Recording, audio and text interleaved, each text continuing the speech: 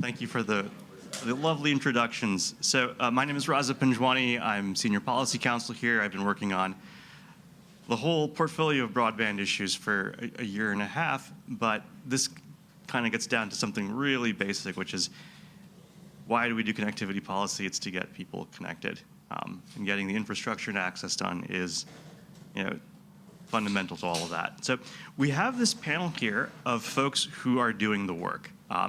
They represent different models, right? Community broadband is not one thing. In each community, that could present in different ways. It could present as, an extension of existing utility districts. It could be a nonprofit that's organized to deliver services to the community. It could be a consortium of government entities getting together and say, together, we want this to happen, and we're going to pool together our resources in coordination. So we have folks representing each of those models here to tell you a little bit about how they got it done, things they've learned along the way. So, that's my timer to probably move along to the next point. You're on time. So I want to quickly just mention for folks, if you're asking yourself, so how do you get off the ground with a public broadband network? Turns out there's a great playbook, a guide put together by AAPB, wonderful resource. We'll share the URL with you folks as soon as we're able to, and if not, we'll definitely follow up with it. But you all can read that book by yourselves and go, great, I've got the checklist, how do I get started? And I'm pretty sure soon after that, you're going to run into some questions. And so the folks here are going to tell us a bit about that. So we have, kind of going down the line here, we have Ellie de Villiers, Executive Director at Maple Broadband, Joshua Edmonds, Chief Executive Officer at Digital C, Brian Vo from Connect Humanity, Roger Timmerman, Executive Director at UTOPIA Fiber.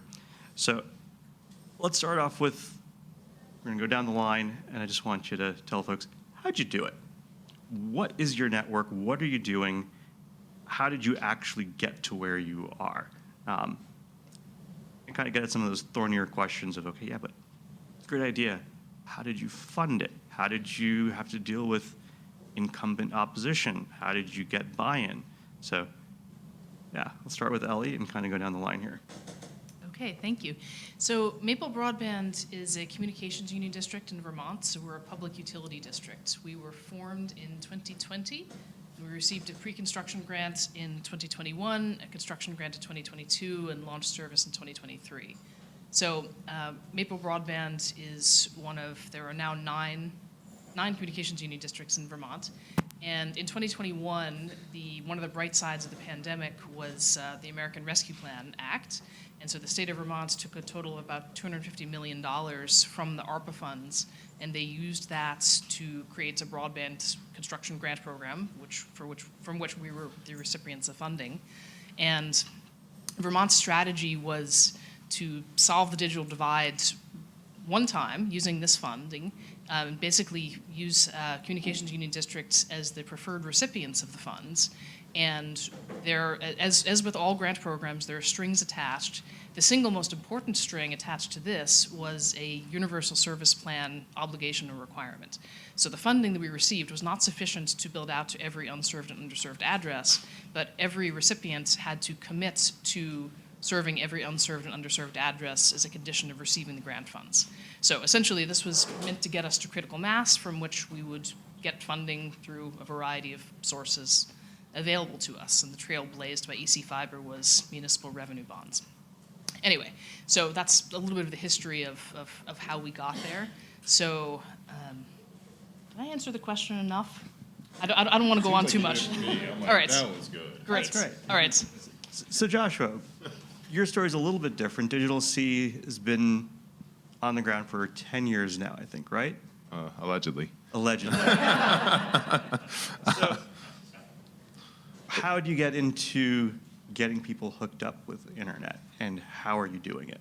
Yeah, so we are, Digital C, nonprofit, technology, social enterprise, mouthful, but this is our 10-year anniversary. We haven't been on the ground for 10 years, and the reason why, I'm kind of making the quip about it, one, primarily because right now we're using next generation fixed wireless, so shout out to Tarana. We've been able to trust them as we're delivering our service, but we were in Cleveland, one of those cities that you've continuously heard being said by one of the least connected cities. So like we were able to use that moniker for a while, and that then finally got the attention co-signed by the pandemic to then release not only rescue plan funding, for which we did win from the city of Cleveland. They put out $20 million of their ARPA funding to building out a network. In addition to that, we were able to get $10 million of leftover CARES Act money from the state of Ohio, and then $20 million fundraised through local philanthropy, and then a $3 million earmark.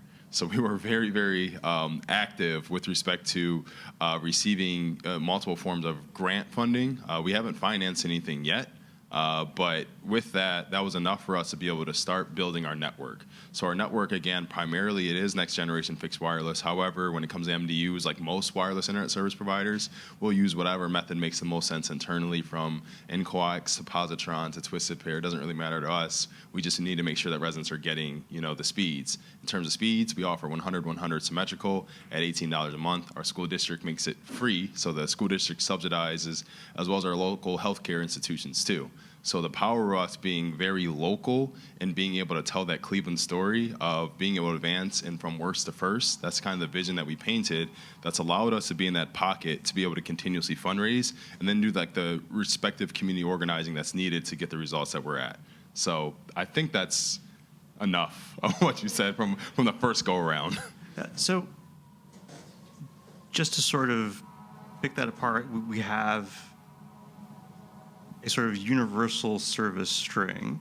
We have a sort of community-focused nonprofit addressing a shortfall, right? And figuring out where do we get the funds from then to make that happen, and piecing together bits and pieces, which that's teeing you up in a few minutes, Brian, so hold on. So Roger, how did your organization get off the ground? What was the problem that you saw in the community, or that the folks who organized Utopia saw, and how are they getting out of the starting blocks and actually in motion?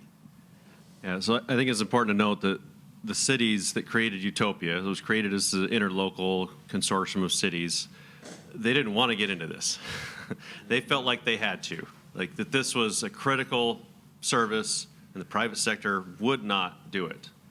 They said they would, and they tried to incentivize them to, and they just flat refused to actually deliver on any of their commitments. So at some point, that threshold got too high, and they said, all right, if they're not going to do it, we're going to do it ourselves. And this was 2002 when they created Utopia. We didn't even have YouTube, Netflix, none of those things even existed. Zoom, right? It's amazing that even back then, they recognized that broadband was going to be an important part of their future. So they created this organization. They never made any mistakes. You've heard that, right?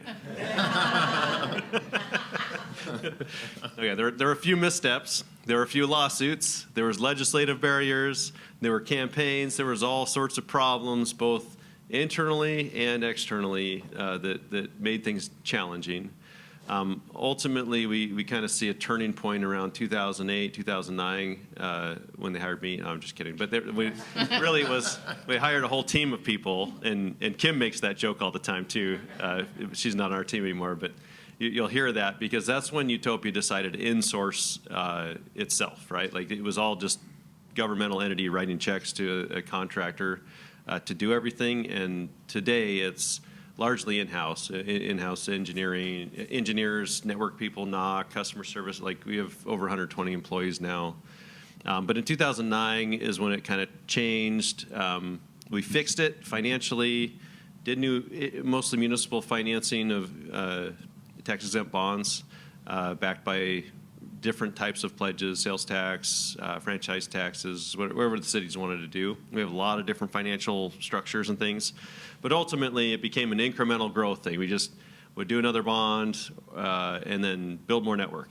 Eventually, all the cities were built out, and there was this, hey, those cities over there have this amazing fiber network. How do we join? And so we went from 11 cities to now we were in 23 citywide fiber projects in mostly Utah, but also partnerships in Idaho and Montana, and a really big one coming with Golden State Fiber in California. And so it just kind of has been growing from there. Ultimately, not wanting to get into this space, but doing it because it was needed. And every single one of our communities now feels like it's one of the most important things they've ever done, and it's got the highest satisfaction among the services that the cities themselves provide, and they all love it. So, despite some missteps along the way. So now in your case, are customers and businesses, are they signing up for UTOPIA Fiber? Are you the direct ISP? So we're open access. All of our own networks and our partnerships are open access. So ultimately, there's an internet service provider involved. Now, I say it that way because people do come to us to sign up in most cases, and they're basically picking a flavor of a service provider. So it's not strict just wholesale. Like, there's a difference between wholesale and open access. So we're open access in the sense that we exist and people know who we are and we market and we're customer facing, but they're working with us and a service provider where the internet through the connection and the system is coming through a third party private company. So there's different levels where you can build this community network and then have different models for delivery at the end. Okay. So, Brian, we've heard about bonds, we've heard about ARPA, we've heard about other forms of funding. You have a little bit of familiarity with that and what challenges that's solving. So Brian, you kind of sit across all of these models. You could tell us a little bit about what Connect Humanity does, and then maybe you could sort of tell us a little bit more about how each of these sort of pieces fit together, who they're a good fit for, and what's missing right now from the landscape.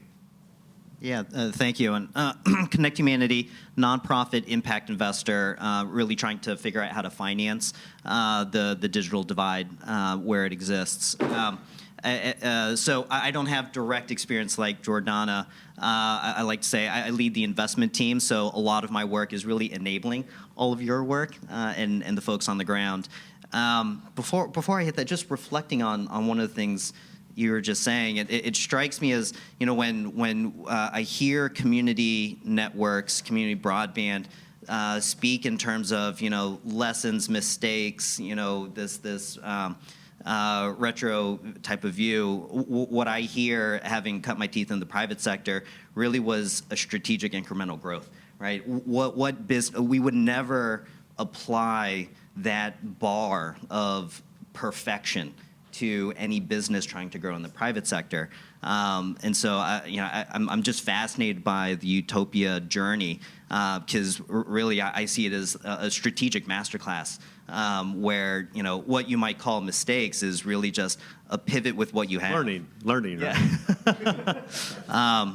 But yeah, it always strikes me as like, why do we have such different bars for a privately owned operator versus a publicly owned one, or even a nonprofit one? So from the investor side of it, I mean, a few things really dawned on us as we got deeper into this work. And one obvious one is just capital is power. Who has it gets a seat at the table in not only how the network is designed, but also how it's operated and priced, et cetera, et cetera. And it was always interesting to see where the private capital was coming from, and where communities had to go to or weren't allowed to go to or didn't have access to. I think the second major aha moment for us was, if I wear just my investor lens for a second and I describe a cash flow profile that is utility-like, which means low volatility, high predictability, where the underlying consumption of the thing has grown 35% annually for the last 10, 15 years, is expected to grow 35% or more annually for the next 10 years, that sounds like a pretty damn good investment, regardless of the legal entity that cash flow resides within.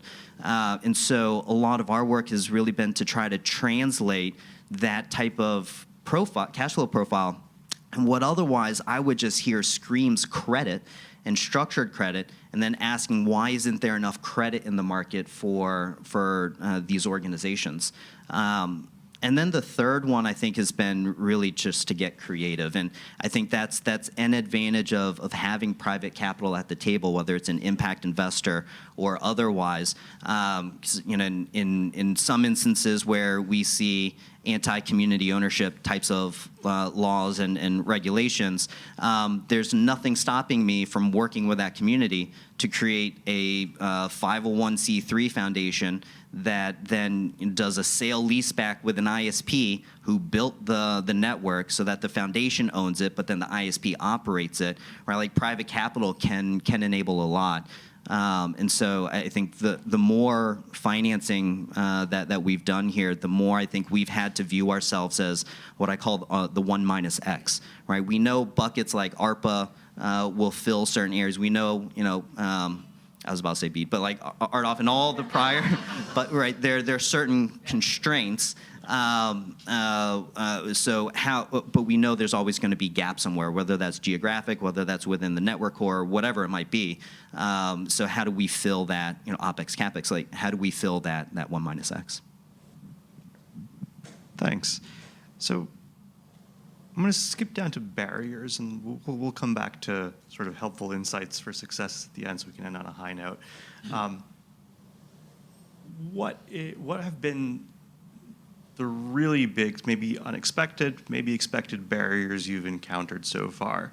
And where have you found success in sort of getting past them? So we'll start with Ellie and kind of come back down again. Well, we've been fairly lucky in that we haven't really had significant barriers because we've been, as I said, we received a very large, relatively speaking, amount of grant funding, which is great because it's money that doesn't have interest to come along with it. And yes, there is a universal service obligation. And also, we were solving, exactly as Roger said for Utopia Fiber, we were solving a real problem. A lot of the towns we were going into, some of them were 99% lacking 25.3. I mean, that's a proper problem statement, and that was the reason that the state of Vermont decided to go this route, that there was a real problem we were solving. So we had really great feedback from the community. But I think so the nature of governance of communications union districts is that we have a governing board that's appointed by our member towns, which again is great because it means that we have deep roots in the community and deep relationships with the towns, with the town clerks, with the local people on the ground. But unlike a typical nonprofit board where the board members tend to recruit new board members to fill specific gaps in skills and talents, when you have a bottoms-up kind of arrangement, first of all, I mean, even when the CDs were formed, the towns formed together to form communications union districts rather than having the sort of top-down planning that one might do if one were looking at this to try and form what is going to be the optimal business case. So both in terms of district composition and in terms of district governance, we collectively, and I say this, I'm executive director staff now, but when I first started, I was on the governing board. We were sitting with what we had. So here were the towns that happened to gather together. Here is what the feasibility said was feasible. Here's the situation on the ground. And then here's the people that we have as members of the governing board. And so one of the questions that we had to decide is how do we organize ourselves when we don't necessarily have all of the skills and background that would be optimal to set ourselves up for success. So my district was very lucky in that on our governing board at the time, we had our chair who had an inside plant background, myself, I was working in telecom in Africa for 10 years. I was originally in software, and then I came back here in the pandemic, and so my introduction to American broadband was Maple Broadband in the pandemic, so all kind of a strange situation. But I had a background in strategy and business modeling and innovation. And then we had someone else on our governing board who had financed big telecom projects on Wall Street. So we were lucky in that we happened to have a good combination of skills. But I think looking backward, had we not had quite that mix, we might not have been set up for success quite as well. So I think that's really a lesson learned of when you're looking at a feasibility study or looking at startup, just understanding some of the core skills that are required for success and trying to make sure you keep those as close to home as possible. So actually, I'm going to pivot off of that and ask each of you the follow-up to that, which is, okay, you have a community that wants to do this, or like, we think this is the solution to our community's needs. We know what we know what we don't know, and we don't know what we don't know. Now what do we do? What is your guidance to folks who don't know how to reach someone like you? Who do they look to? Who should they be reaching out to? What is the way to find the right expertise, the right knowledge to guide them in the right direction? Step one, join AAPB. Read the handbook. All right. No, Problem solved. no, but seriously. Tell me more No, about but that. like seriously, that's kind of it. I mean, look, where we are right now, even with Digital C, everyone will talk about success. Like, you'll have your vision for success, but then when it's actually happening, the amount of pivots you get, like by the time you actually get to success, like it's still successful, but you're like, wow, this isn't how I imagined this was going to go. And so, like, wherever you start, I think it's more of a foundational thing. Like whatever it is that you're doing, like, you legitimately just have to like cling to whatever that change you want to see. Like, you just got to cling to it. Anything else beyond that, I would just say it's subject to change. I think that there are people who probably were looking much more optimistically even at some of the federal funding that we're seeing being slashed. Like, there was a lot of optimism in that. So it's like, okay, now that that's gone, like, what is that actual thing that you're clinging to? In our case, I realize that we benefit from investments that were made in the previous administration have gotten us where we are now. If you're in this current administration and you're still at 0 or at 1, I don't know where we are numerically, but let's just say like you haven't started. At that point, I think it's more so really sticking to exactly what is the thing that needs to be changed and like not compromising that. For us, there's been a lot of pushback. I mean, we are getting lobbied significantly by our big telecom companies. I mean, significantly. Next month, so June, first week of June, we'll have connected our 5,000th household within less than 2 years. And as we're growing and scaling, and this is a nonprofit that when I took over, I had to fire about 15 people. We have about 41 right now. And there was a lot of assumptions that I thought were going to be different. I didn't think that the local municipality would be that vulnerable to like lobbying. I figured it'd be something, but it's like everything that we do, the way they attack your credibility. I remember at one of my council hearings, I had said something like, "Oh, we now have 75,000 homes covered." And they said that I painted a rosier picture and we didn't have 75,000 homes covered. We did, but it was just like, it didn't matter, it's what they said. And the fact that they could say that and then made other local philanthropic actors say, you know what, there's something fishy going on with Digital C. We shouldn't invest in them. And we had a $1.5 million gift that was reduced to $200,000 because the funder didn't want to publicly look like they were supporting us. Those things right there are things that you can't anticipate. You don't know when someone's just going to automatically just blurt. Even if you're telling the truth, if someone calls you a liar, then you're a liar. Like, those are the things that, like, it will infuriate you, but you have to have that thing that you're holding onto, that no matter what, you're able to then say, okay, we're getting through this no matter the setback, we're not pivoting here. And as long as like we don't pivot on our stances and principles, like, I've seen greater success, and there's a pathway that's been able to be illuminated for us to get the results that we're getting. I think the other one, then I'll shut up. The other one that we've seen, the permitting disruptions. Again, the way that telecom can lobby a local government is incredible, and I think that people really should not underestimate that. It took us over a year to get a permit just to knock on doors in Cleveland. And you all know, if you're a community-based network, it's in the name, community. What does door knocking mean? That's your community. So if someone delays you from a year, we can't get customers. Like, how am I supposed to get customers and building a network when it doesn't even reach everybody yet? And so there's certain emphasis points that I'll say, like, if you're going to be going live and you're going to be disrupting something, please understand the power of lobbying that's going to go against you, and just not be like, don't be frustrated for sure, but don't let it like detract you too much, because if you do, like, you're never going to get beyond stage 2, stage 3, whatever it is. So I'll make a comment about like where to find help and resources. I think this is very different in this type of a venue because we're public sector, in the sense that we don't compete with each other, right? In the private sector, they all, they'll go to the conferences, but they all kind of hate each other because there's competition, right? But we're all on the same team. right? So if you're a community trying to figure this out, we're all trying to do the best thing for our own communities. And I would love to see other cities and states and counties and others do public broadband. That's not competitive. They're doing the same thing we're doing for their own jurisdictions, right? So there are a lot of resources out there to talk to. We talk to communities across the country about methods and partners and different things to avoid some of those non-mistakes that we've made. But there's a lot of resources here. Obviously, AAPB is one of the organizations worthwhile joining, and I say that in joke, but it's true. I mean, that's a great group of people to help. But you also have Fiber Broadband Association. You're going to find consultants and vendors and a lot of people there that can help get somebody past that line of decision, right? I mean, there's so many communities that are in this, weird stalemate. Like, we want to do this, but I've got some council members that would vote for it and some that wouldn't, and we just don't have compelling data. Maybe we need another survey, maybe we need another feasibility study, and they just kind of get stuck in this feasibility that goes nowhere mode.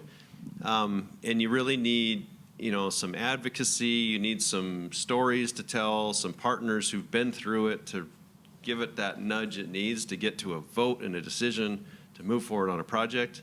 And those resources are right here in the room. And at some of these other organizations. So it sounds like two important tools to overcoming barriers are, one, resiliency, just being ready to face headwinds, and your own community that you are focused on, getting them to the table, getting them to the microphone to speak up for the community, to be clear about what they want and what they support. I got to share a quick story on that one, though. So the most recent one that we did was Bountiful City. And that one had enormous opposition, right? We had the dark money organization, the Domestic Policy Caucus, fund this no-gov internet thing. They were going door to door, collecting signatures to oppose a vote by the council. Like, it was ugly. And there were recordings of them completely lying to people. They're taking it back to the city council. Like, look, this is a huge misinformation. Like, it was brutal. And so then we're going back there. Fortunately, with Gigi's help and others, kind of like, well, here's some messaging and here's some methods and all this, and to counter that. But we had supporters of the broadband project with yard signs out there, like Bountiful Fiber, support this thing. Like, it was awesome and terrible at the same time. And we won and we built it. And Nicole, who's in the room, just got her connection from that project this last week. So. It is like, it's awesome. It's so important to have that local advocacy to enable and organize those local efforts, right? You've got, obviously people want better broadband, but what do they do? And when there's opposition, what resources do they have? And we saw it really come together in an organized way in that city. And I think that's critical, is to help that. Like, okay, how are we going to communicate? How are we going to strategize? How do we counter this misinformation campaign? But what did that take? It took a mayor, and it took a city council, and it took a city manager, and it took a lot of people to really stick their necks out in support of the project and the effort, and to get involved in the cause. There's no free lunch. So, Roger, I'm going to put you a little bit on the spot there. So you've mentioned some missteps, some things that have come up in the past. So we're talking about barriers, right? So barriers can be oppositional. So if you're dealing with an incumbent, you're dealing with entrenched interests who are not interested in solving the problem. Barriers can be sort of just the way things are currently set up requires building some inertia and overcoming the hump to kind of get to where you need to go. So looking back on UTOPIA, as you said, 2002, so 23 years of kind of working at this, what have been sort of like the big stumbling blocks, the big mistakes, and what have you learned? Like, what can you share? I mean, some of the biggest problems they had were bad contractors. Yeah. We had, I would just flat out and say we had a bad construction contractor, we had a bad technology contractor, an operations contractor. Like, it was all outsourced. And when I got hired in and looked at what they had done, I was like, they spent $200 million, and you're lucky to have $20 to $30 million of asset. And it was horrible. And yet they had bond payments, right? So we've dug out of that hole. We spend money wisely. I mean, we literally had a conference room that was built in our warehouse surrounded by pallets and pallets of amino set-top boxes that were old and obsolete, right? Millions of dollars worth of set-top boxes, worthless, and we used them as walls. It was not fun to tell the city ownership, like, hey, you walk in and think you have all this great resource, but it was wasted money. It was bad decisions. People that just had no business being in the space, who could talk the talk and sell their knowledge and abilities to city officials, but when it came down to delivering, a network, they completely failed and wasted a lot of money. So how do you vet good versus bad? I think the industry is much better and more mature today.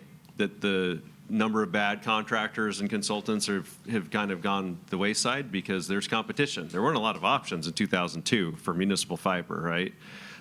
So your chances of having that problem are much less. But you got to have good contracts. You got to have enough inside knowledge to properly vet your partner, right? Like don't sign a contract with the person that sold you on the project. The most aggressive sales team isn't necessarily going to be the best vendor or option, right? Like, you got to vet them and have someone internal who knows enough to vet them. We still use contracted engineers and construction, and we don't do everything in-house. But we have enough people internal that are experts to know that we're always getting the best vendors, the best construction contractors, engineering firms, and all that, and manage them tightly. Please. So just to go off of that, I mean, it's sort of an obvious thing, but you also want to make sure that your contracts have outs and that you don't sign up for too big of a contract. So just another generic piece of advice is there's a balance between having economies of scale and having enough flexibility to be able to try things out and get your school fees, because you make a good point. There are other resources, there are other people that have done this before that you can reach out to. At the same time, as much as we talk about breaking down silos, it's sometimes hard. At the end of the day, you need to make decisions, and you don't always take the time or know who you can ask for advice. And we all have to make our own mistakes and learn our own lessons, and expecting that you're not going to make any mistakes is unrealistic. But a good protector against that is to have your contracts and have your work done in bite-sized chunks when you're doing something new. Because, for example, just 2 lessons that I learned from Maple Broadband. We started by design, we started with a 25-mile build. We're doing fiber to the home. I forgot to mention that earlier, but just by way of context. And our first 25 miles, we had construction oversight watching the contractors every single minute of every single day, which was really expensive and frankly not necessary, because we were very lucky to have really good contractors. So we revised that going forward, and I don't even know, I think we cut our costs by like 80% or something like that in that area. That's substantial. Another one is we went from high-level design to detailed design without getting some of the necessary permits first, and then, surprise, surprise, sometimes things didn't go according to plan, and so we had to, in order to get the permit, we had to move assets from the design, and then we had to go back and have detailed design revised, which, cost $10,000, $15,000 a whack sometimes. That was a little painful. So now that's a lesson that has been applied going forward, is you go from high-level design, get your easements, get your permits, and then you do your detailed design. So these are examples of school fees where, I didn't have the experience. No one, both myself as staff and no one on the board, had learned these particular lessons before. Now they're in my head and won't make them again, but for sure I'm going to make other ones. But the idea of starting at a reasonably, not too small, but not too big, to give yourself enough time to learn, I think is a good lesson. It's a great insight. Brian, I want to make sure there's anything you want to add to barriers and overcoming them. Barriers and overcoming them. I wouldn't underestimate the amount of translation that you'll need to go through, and just code switching from how you might be talking with your staff and peers to other key stakeholder groups, and how that language might translate to an ISP speak or to a lender speak. That can be very powerful. I think if you can also find ways to, and at the same time, I wouldn't underestimate your own power in that conversation. I've spoken to a lot of communities who are like, we're a small local nonprofit. We just have, this network of households that we know of, and we've convened these focus groups. And if I listen to that through a business model perspective, I mean, I just heard great reach for customer acquisition, right? And so, some nonprofits, we just do the community engagement piece. And it's like, don't undersell yourself, right? Like, that has a lot of value in the context of what you're trying to do. And then the other type of translation is trying to figure out how to port that over into language funders and investors can understand and incorporate. If it's like philanthropy, how do you tie this effort into whatever strategic buckets they have? We've spoken to several foundations who are like, what are your core issue areas? Health tech, fintech, but we don't do broadband. I was like, my guy, like. So there can be a little bit of inch stepping folks along to show them how it all weaves together, but yeah. That's great. Actually, one theme that is emerging within impact investing, I did want to mention, is this idea of employee ownership. So there's a good amount of capital, impact investment, going into helping firms recapitalize, almost like private equity buyout style, but to be able to get shares, earn shares for employees. That is a stepping stone, if that, away from community broadband and this idea of community ownership of infrastructure. So if you come across foundations or impact investors who do that, this really is an adjacent space. Great. Josh, anything you want to add to that?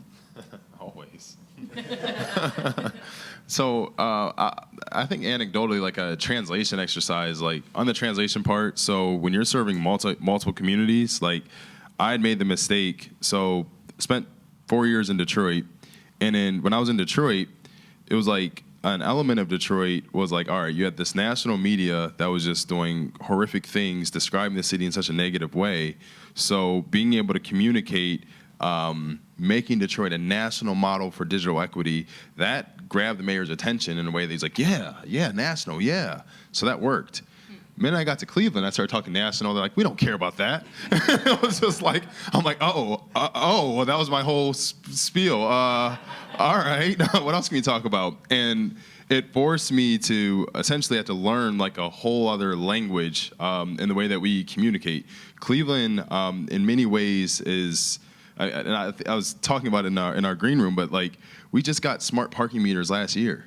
Like this is a community that might talk about wanting to do great things and advancing the city, but it doesn't really put itself there. It still likes to root itself in a Rust Belt identity that, very skeptical of everything. And so we had to change and essentially just talk more about a singular resident and like use that as our profile and remove and scrub all national stuff. If they didn't care that we went out to Milpitas and brought back the technology from Tirana and we were able to get a gig speed and when the FCC greenlit the 6 gigahertz spectrum, how we're using it, they didn't care about any of that. It was literally like, all right, well, does the resident in my neighborhood, can they just save money on their internet? We're like, yeah. They're like, well, why didn't you just say that?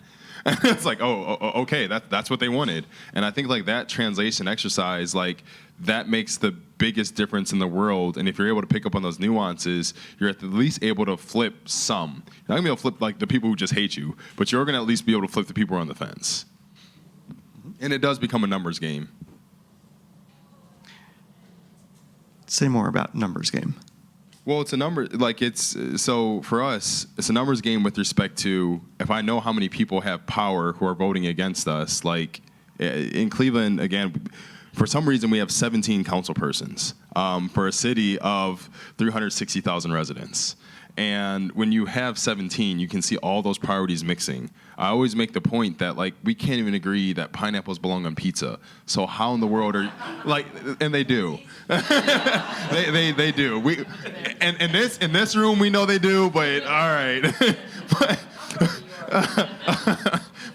But the point is, like, if we can't even agree on that, then I know for sure we're not going to agree on like broadband and like the type of deployment. The point is, like, if you're able to start flipping people, where we were able to start flipping is we just started like highlighting residents. So like highlighting them in our social media, highlighting them in our newsletters, like actually going out, interviewing them. I mean, that made the difference when someone who might have been paid to hate us is then seeing their resident who's like their longtime best friend. And now it's like, what are we supposed to do? And it starts to expose people. So like our number game this year, we know that there are 2 council persons who just absolutely would never agree with us. And we also just conveniently see their talking points line up with big telecom's talking points. There's a reason why our internet service is called Canopy Powered by Digital C, because the council persons at a time all got the same question that they all were asking us, that can our technology penetrate the tree canopy? So then we turned around and said, you know what, not only can it, we're going to brand our internet as that just to let them know. And like that is like the way of like, I wouldn't say shutting them up, but like using whatever it is that they're throwing at you and just using it as to your benefit, and then force them to stop talking as much. And so like that was kind of like our strategy, and like we're now looking for anyone to say something so then we can just use it in our promotions. Broadband jujitsu. Whatever it takes to serve the community. So coming back around then to, you all have been at this for a while now. You've been in the trenches, you've learned some stuff. What is the nugget you want to leave the audience with here on something that maybe wasn't obvious to you when you sort of entered the space when you set out on this journey, but you realize now that's a key learning, something that you want to make sure the next person coming down this road who's about to undertake what sounds like a fulfilling but, a difficult and at times challenging journey. What is going to carry them through? What is your tip? Shall I start? Yeah. Let's take it down. All right, great. I'll go again. So I think 2 things. The first one is being really crystal clear as to what problem you're trying to solve and how do you define success. I think that one is fairly obvious but often forgotten. So again, with CUDs, we had universal service was prescribed to us, but even from within there, that's a starting point. It's not necessarily an ending point, because universal service under Act 71 was we need to bring. It said if service to 25 was considered to be served, because that was what Treasury had as the rule at the time that Vermont passed its law. Obviously, as our district, we don't think that self-reported provider 25.3 is served, so we are making sure that we get everyone who has DSL as their only form. We're going to be building that, and obviously the BEAD program, should we be successful, change that definition anyway. But that was a decision we made as our district. But above and beyond that, there's areas that have cable that don't have fiber, and then there's areas that have fiber. And so just as a strategic decision, how far are you going to go? What is your scope? And this is obviously within our context, but the same could be applied other places. And then second point is, fundamentally, if you think about business or execution, it really, a lot of it comes down to an optimization problem. So you have your goal, you have your definition of success. What is your optimization metric? How are you going to optimize? So just as a very simple example, you could optimize for speed of deployment, or you could optimize for cost efficiency. Mm-hmm. So those 2 things, you can't optimize for both at the same time. And another one still is, if you think about starting up and building, are you optimizing to drive revenue immediately, or are you optimizing to bring service to those who are the most underserved? Because there is an overlap between the 2. There's a Venn diagram, but that is not completely the same thing. So again, just being really clear on what problem you're solving, how you're going to get there, and how you're going to optimize. Wow. Yes. Follow that up. Okay, maybe fine. I'll jump in philosophical land. That'll protect me. So truly, for every success that you have, that's someone else's failure. And like, just really be aware of that. So if you want to be very, very successful, that's going to come at someone else failing a lot. And they are not going to want to do that, obviously. And so if you don't have a plan for opposition, then like you're going to get hit. You're going to get hit in ways that you're not going to see. And you might be the one failing at that point. As we've been, on average this year, we get 400 subscribing households a month now. That's kind of our rate. We want to get up to about 500 or 600 in the peak of the summer. And by having something like that, that's great. The problem is now people are seeing that success, i.e., in this case, our large incumbents are seeing it, and now they're ramping up their opposition game. They're ramping up their lobbying game. And every household now becomes an opportunity for a story. And I can't stress it enough. Like, if you do not have the bones for storytelling built into your strategy, like, you're leaving impact on the table. Like, you have to be able to tell the story of the residents that are being connected. What do they do? How old are they? Do they have kids? What schools they go to? Like, know that. Because if you're able to know that, that then becomes your shield. Because it's very easy to punch Digital C, to punch UTOPIA, to punch whomever. It's real easy to do that. But it's very difficult to punch the resident. And so it's like, what I find to be true is take a huge step back as the organization and just keep the residents in the front, and then no one's really going to want to attack them. And so that then forces like success to be something that's like, no, that's what we want. We want that to be successful. Digital C, let that fail, but let the residents be successful.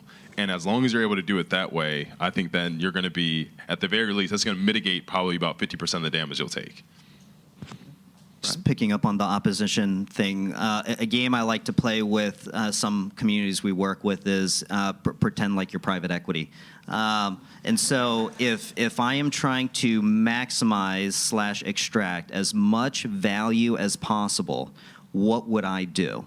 And it becomes this almost like chess game of like, oh yeah, I'd probably do this, or I'd probably register a local nonprofit and send letters in from that address, or do this campaign or that campaign, right? And so while you're planning, what is your objective and the path to it, have in the back of your mind, like, play that little wargaming exercise with yourself just to anticipate what other moves might be.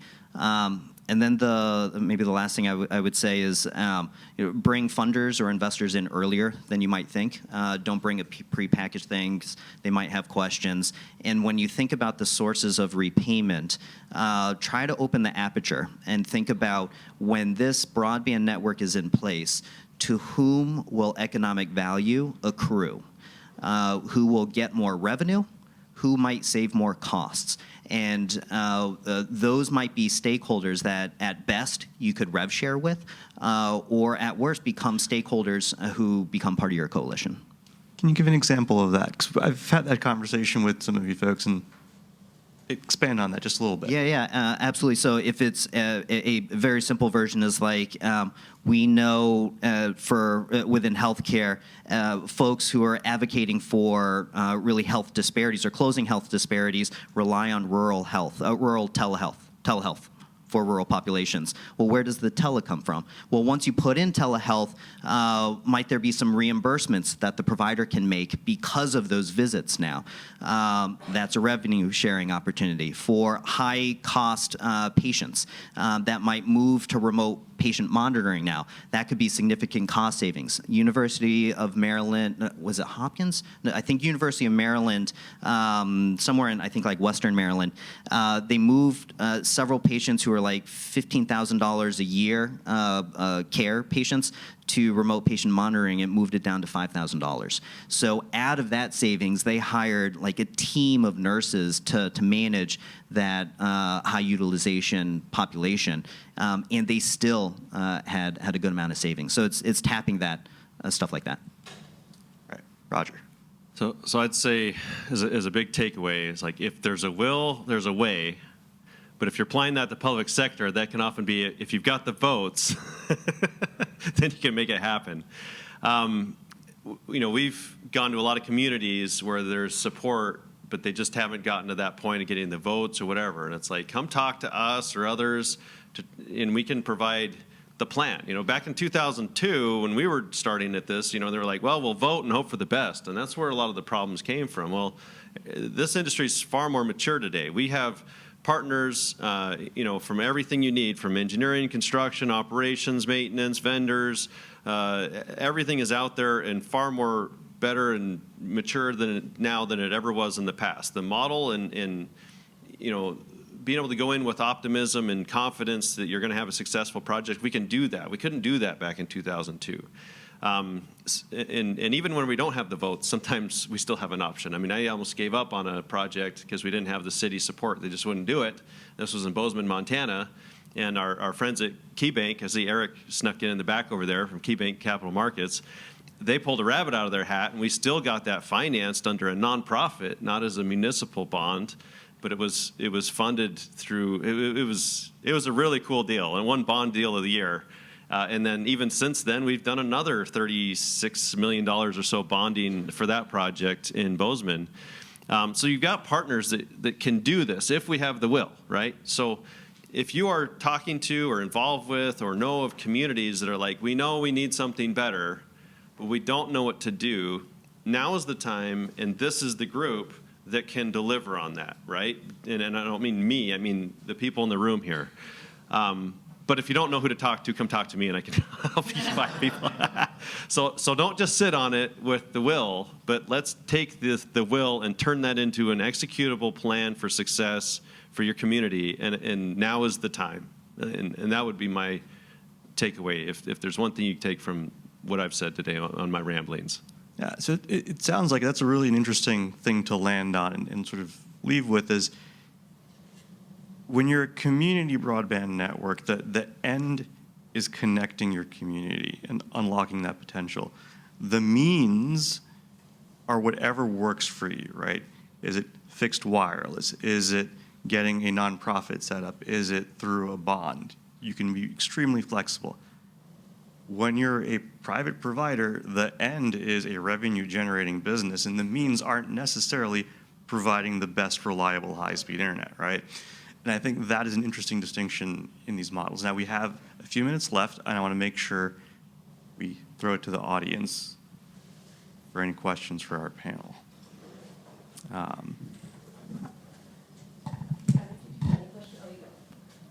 Here. There we go. So I saw a hand over here, and then we'll start with Angie and come back forward. Hi, I'm Angie Kornberg, and I have my own consulting firm called Sligo Solutions. Thanks so much for putting this on, Gigi. This is really fantastic. So, a question for those of you who've been involved in this effort for so long, and that's to really provide the connectivity that consumers need. We are seeing a lot of technological changes with cable now facing additional competition from mobile providers who are using fixed wireless technologies to deliver service to homes. And I'm wondering if you're experiencing that as well as you've made these investments and are serving. Are you seeing a greater level of competition today than you have in the past? And if so, how is that impacting your business plans today and how you're thinking about the future? I'd love to take it. Go for it. So, I mean, when we've been doing this a while. I had a full head of hair when I started building fiber networks. No, you And that was only like a year ago. It's been going gradually over the years. So, anyways, back then it was like, well, 4G is going to put you guys out of business, right? And then LTE was going to put you out of business, and then 5G was going to put you out of business, and then satellite is going to put you out of business. Now fixed wireless from the tower is going to put you out of business, and over all of these years, right? Like we're 2002, what are we, 23 years in? There's only been one consistent trend throughout that entire term, and that is demand for fiber has increased over every other technology more than anything else. So we used to be really excited about 20% take rate, and then we were excited about 30% take rate, and then 40%. And now we reliably go in there and get 40, 50+% take rate pretty much anywhere we go, and we have some that are in the 80+% take rate, right? So fiber as a delivery mechanism for broadband has beaten and continues to take ground from every other technology that's either been out there, been improved, or even been introduced in that time. And there isn't anything new that convinces me that's going to change, right? Like satellite came in, and we're like, I love it. I love Starlink. It's amazing. But it's not a good competitive option to fiber. It's too expensive, operating costs. It doesn't have enough, orders of magnitude short of what capacity it would need to provide a solution across the country. But it has this little niche, right? So you start writing off these things, say that doesn't fill it. That wireless is great for certain environments or whatever, but it just doesn't beat out fiber in that long-term investment. So again, back to your question, it's like I'm actually more confident in our ability to go out there and build networks and cover our revenues and debt and all that stuff today than I ever have been, and I only see that trend increasing. Yeah, I would say for ours, because we're doing next generation fixed wireless, a lot of the other mobile carriers essentially told the city of Cleveland, well, fine, we'll take our ball and go elsewhere. And so our response was like, great. So I mean, in Cleveland, we're not really seeing additional competition. The only thing that we are seeing is exactly what we wanted to happen, which is like the incumbent carriers. They're like, well, then we have to drop our prices. We're like, okay, this is great for everybody. Like, this is not terrible. So thus far, we haven't really seen competition even in that, because we're going in at $18 a month, and like they're not going to go that low. They don't want to, and if they do, they want to do it as a bundle, and the residents we're serving don't want to do the bundle. So. Just two very quick things. Number one, to your point, competition is a good thing. It makes everyone be better. And number two, don't underestimate the importance of good customer service, having someone answering the phone who can actually solve the problem. Yes. Great. I think we have time for one more. I saw a hand on this side. That's all right. Thank you. My name is Emily Agata. I work for the City of Baltimore's Office of Broadband and Digital Equity. And I wonder, you've talked a lot about the lead up and the startup on getting things going, but sustainability is part of that planning. How have you planned for sustainability of your networks as part of your initial offshoot? About 2 minutes, so give us your thoughts. I could tackle that one quickly. I think one of the nice things about a fiber optic network is that so many of the costs are in the initial CapEx, and so making sure that you allocate something in your financial model to take care of break, fix, and maintenance is easier with fiber than it is with some other technologies. So for us, it was always part of everything from our initial business plan all the way through to today. So simple and quick answer. Yeah, I would say we compartmentalize the company. So like we offer other services, but if we were just to extract and just do the internet, with our growth trajectory and within our contract, 23,500 households. That's how many we have to have in our network right now. For us to be sustainable, so to speak. Now, as we are hitting our growth stride, now other cities are now reaching out to us, and so we will be announcing another city that we'll be expanding to. Thank you. But not yet. Like think me like you. When it comes out, you'll see. But hey, but it's like, and we're now looking at where the money is being spent, and we're following the money too. So like we're looking at rural opportunity. Appalachia has a significant presence in Ohio as well. So like we've been actually looking at expansion to be our bigger part of sustainability, and then almost looking at Cleveland as being the crown jewel that we say, don't you want this? And then just selling that versus trying to make Cleveland the sustainable thing. Like we're realizing that that's not going to be the thing. It's going to be the thing that catalyzes other opportunity for us elsewhere where there is funding, where we can structure sustainability much more, and then let Cleveland just be the nonprofit. And then as an investor, it's my job to work with you to figure out how, with the lumpiness of the cash flows, what's the best way to finance that? Yeah, sustainability can mean a lot of things. So they're like, okay, well, our ability to sustain a thing and maintain it is a big thing, right? When we decide how we architect this and build it, it's all about keeping operating costs and replacement costs low. We budget for replacement and maintenance and all that stuff too. But there's also things like power, right? Like, does this use less power? Are we efficient in the devices that we use and what we consume? And fiber optics is much more power efficient than cable. We don't have amplifiers throughout the system. And so there's those aspects of just this is a lower impact to the environment, to the communities, and lower operating expenses. Like we try to keep this clean and mean and and simple so that it is easier, that it has greater sustainability over time. Great, thank you. I think we are at time. Thank you to my incredible panel for this discussion. I hope that was as illuminating for you all as it was for me, and I'm going to turn it over to Gigi.